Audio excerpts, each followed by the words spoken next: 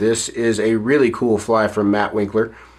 Mostly made from rabbit fur. It's got a cool mallard flank collar on it and a couple really unusual ways to build both the head and the body on this. We're going to use dubbing loops for both of them.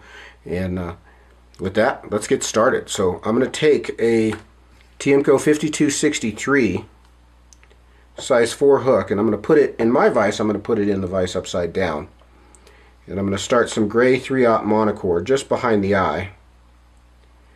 And I'm going to dress about maybe the front fourth of the hook. And come forward again. And I'm going to move back about 2 eye lengths back from the hook eye. And that's where I'm going to tie the eyes in. And I'll set these up on top and just start to figure 8 them in. Really, I just use a series of X-wraps. And I want to put them on the point side of the hook. So this fly is going to ride with the hook point down. And that's on purpose. So I want to anchor those eyes down. I'll take a couple of parachute wraps around the base just to lock everything in there. And then I can take my hook and put it right side up. Now typically doing batches of these, I'd do all those eyes at once. But since we're just doing this one, you saw how I did it. I'm going to add a little shot of head cement to those thread wraps.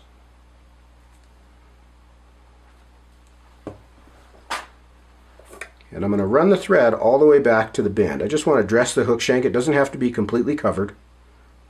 But I want to dress the hook shank all the way back to the bend. And then I'll bump forward just a little bit.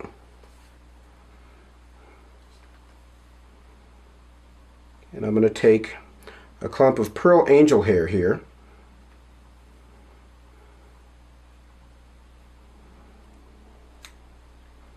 And I want a pretty good sized bundle.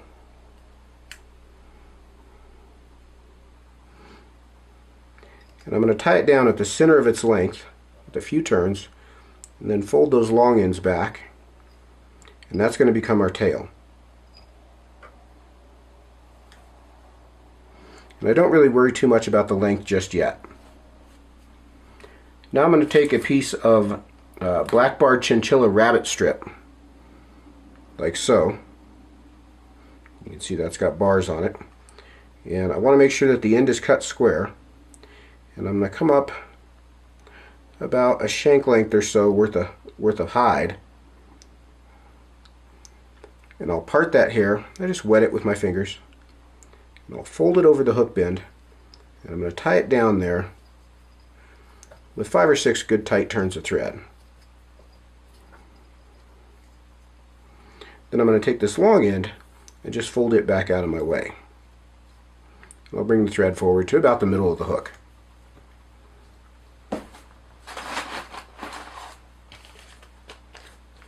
Now for our body, we're going to make a dubbing loop. So what I want to do here is build a relatively long loop. And Matt does this loop just with his fingers, but I always use my dubbing whirl. It's really up to you. There's not a right or a wrong way to do it. But I'm going to create a dubbing loop that's about 6 inches long. And I'll just drape that aside for the moment. And I'm going to take some crystal colored Arizona Simi seal dubbing. You can see this is a nice shiny sort of pearlescent dubbing. And I'm going to pull out a clump. You don't want to get too heavy on this. It's easy to overdo this. But I want to stack this bunch and sort of realign it so that I'm getting all the fibers sort of going east-west here.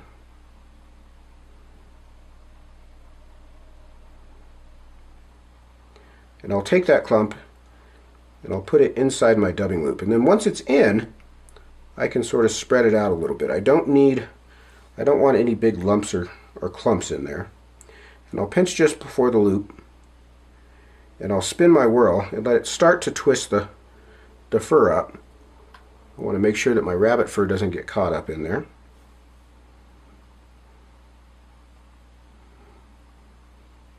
And I'll twist that up nice and tight.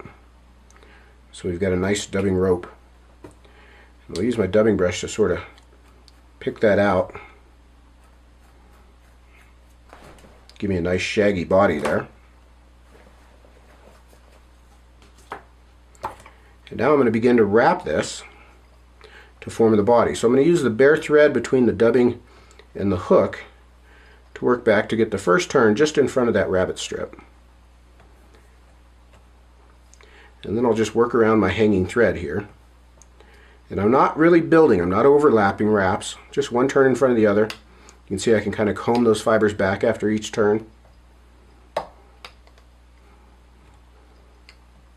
And I'm going to wrap right up to the eyes.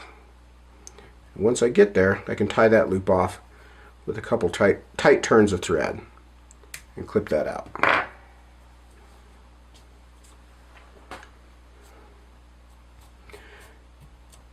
Now I'm going to brush this dubbing down and sort of part it across the top of the hook. You can see how it creates that belly on the fly. Now I'm going to bring my rabbit strip forward and sort of align everything here. And I'm not going to part the hair right where my tie down is. I'm actually going to leave the hair a little beyond, all the way up to the hook eye. I want to pull that strip taut across the top, pinch it down, and then tie it down with a couple turns. And I can trim the long end out. What that does for us is it leaves us this little short stub that sort of sticks up here at the front. It's going to give us a little more profile to the fly. And then I'll sort of blend my rabbit strip back together again. So you can see already this fly is starting to look pretty fishy.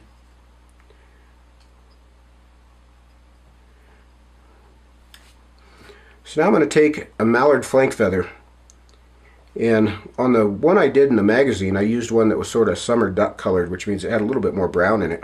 This is just a natural color, kind of gray and white, speckled. And what I want to do, I've stripped all the fluff off the bottom. What I want to do here is peel these fibers down and create a separation point and tie this down just in front of the collar, and I want to anchor that down good and tight. These are prone to coming out if you don't get them anchored tightly, so be careful to get that down there snug.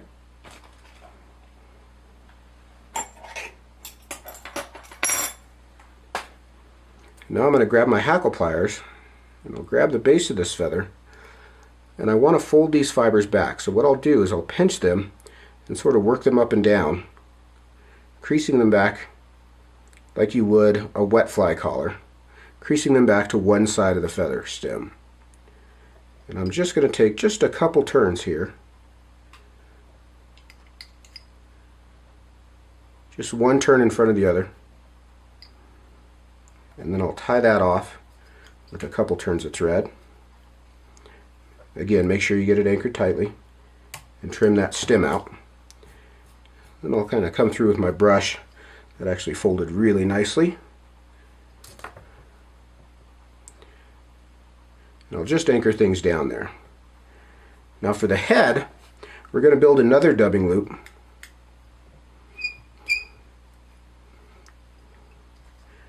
Just here behind the eyes. And I'll bring the thread right up to the hook eye.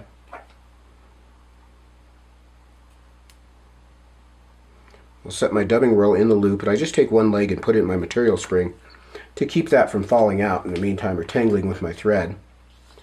And in the case of the head, I'm going to use just a regular non-barred chinchilla rabbit strip. And what I want to do here, this is a magnum strip.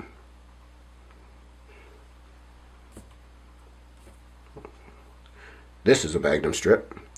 And I'm going to take and lift up a clump of fur from the hide and cut it off just down close to the hide. So I've got a clump like so.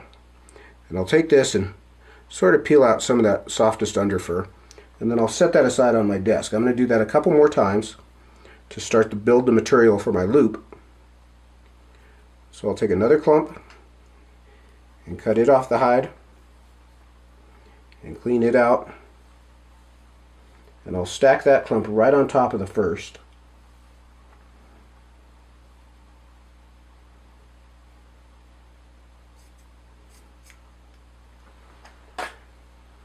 And then a third clump.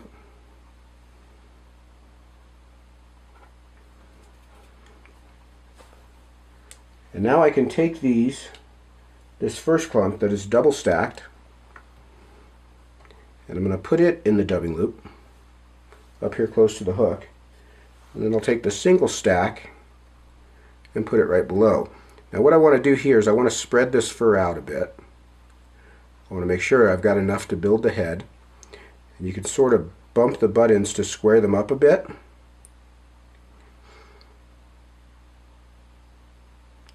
And I don't necessarily want the full length of the fur from the hide out the tip side. You can see that's a little offset. So once I've got that in, I'll spin my loop around and I'll cut these butt ends off as close as I can. I just want to shorten that rabbit fur down a bit. And then I'll pinch just below the fur and spin that loop up a bit. And that's going to give us a nice rabbit fur chenille, like so. Again, I'll run my brush through it. That's just a good idea to do on any sort of dubbing brush. Give that one more little spin there. And this is going to create both the collar and the head of this fly. So what I'll do here to start is I'm going to take 2 turns with the rabbit behind the eyes, and you can see I'll kind of comb them back. 1, 2. Oh, let's go one more.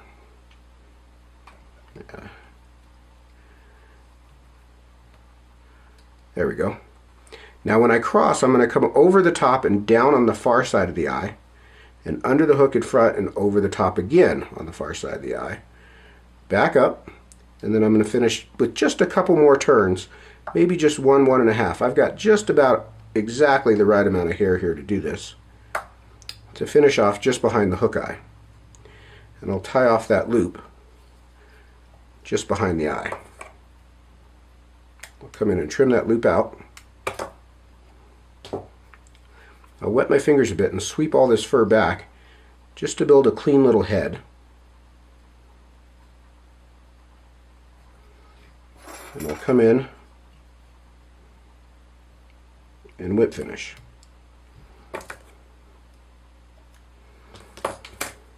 And finally I'll just come through and run my dubbing brush through all that fur to loosen it up from where I've matted it down.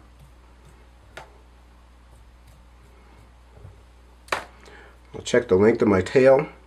It's a bit long, a little longer than the hook. And you can see how I've pulled that forward over the top. So when I come in, I want to cut just through the hide. And then I'll trim the flash just a bit short of that. And I really try not to get it perfectly square. You can see how I can come in from the ends to sort of taper that cut.